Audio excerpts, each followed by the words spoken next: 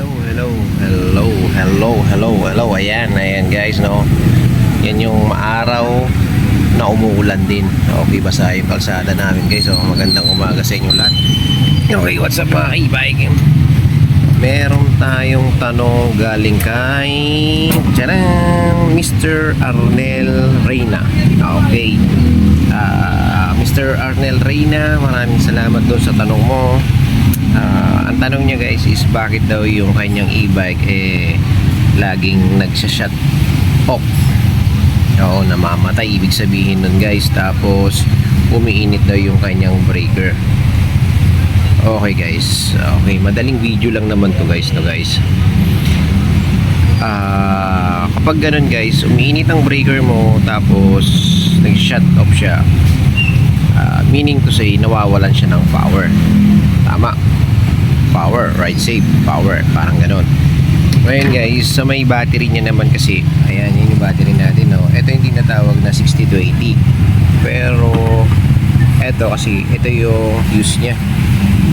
Parang breaker mo na rin lang din naman yan na ang safety lang din. Yan yung fuse niya, iba naman yung fuse niya. Ganyan, no? Pinag-iwalay. Nakarekta yan. Okay. Meron din naman kasi yung battery na ganito. May male tsaka female plug din siya. Kasi yung iba guys, yung ibang e-bike,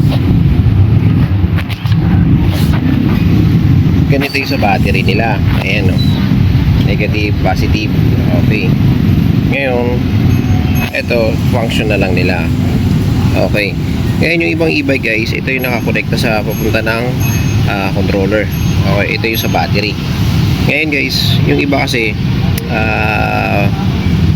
yung dito pagkaka-plug, minsan kasi sa katagalan din ng e-bike, lumuluwag na yung pagkaka-plug niyan. Lumuluwag. Kaya chine-check din yan guys. Ayan, kasi pag minsan yan maluwag, akala mo okay pa, pero pag nalubak ka, nadaan ka sa lubak, minsan nagagalaw, tumatalon, may power pa rin pero namamatay, parang ganun, humihiwalay lang din ng konti. Tapos pag switch muli, andar na naman. Ito karamihan guys, nawawalan ng power, lalo kapag sa may mga malulubak na daanan, no? Lagi nyo ipacheck to kasi may tendency kasi yan lumuwag. Pag naalog, nagaganon yan, luluwag siya talaga. Kaya kapag nalubak kayo, tendency mawawalan ng power, tapos switch muli, aandar na naman, parang ganon.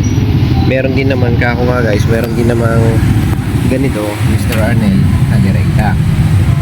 Pero ang sabi mo ngayon sa'yo, naalog tapos nag-shut off, possible yun sa breaker mo. Kaya check mo lang din dun, Mr. Arnel. Unang-una i-check mo dun pag shut off mo yung breaker mo, shut off mo, diba? Check mo lahat ng isa-isa muna. Isa-isahin mo muna lahat ng battery kung mahigpit ba talaga. Okay, pagka shut off mo nun, tulad dito, may dalawang tornilyo. Pagka shut off mo ng breaker mo, check mo rin yung breaker mo. Phillips screw lang din naman yon kung bakit umiinit yun. Check mo yung pinaglalagyan ng wire mo, check mo kung maluwag umano. Kaya possible dun, sigurado may maluwag na kable ka, o kaya umiinit yung breaker. Okay, hindi masyadong mahigpit, kaya kailangan check mo rin yung breaker mo kung sakto yung pagkakahigpit. Baka kasi maluwag na yung wire na nakakonekta sa breaker mo. Ganun din ito, walang breaker pero nandiyan siya. Yan yung fuse niya, 40 amperes yan. Kaya check mo lang lagi, dapat mahigpit yung wire sa breaker mo para hindi siya naalog tapos hindi iinit.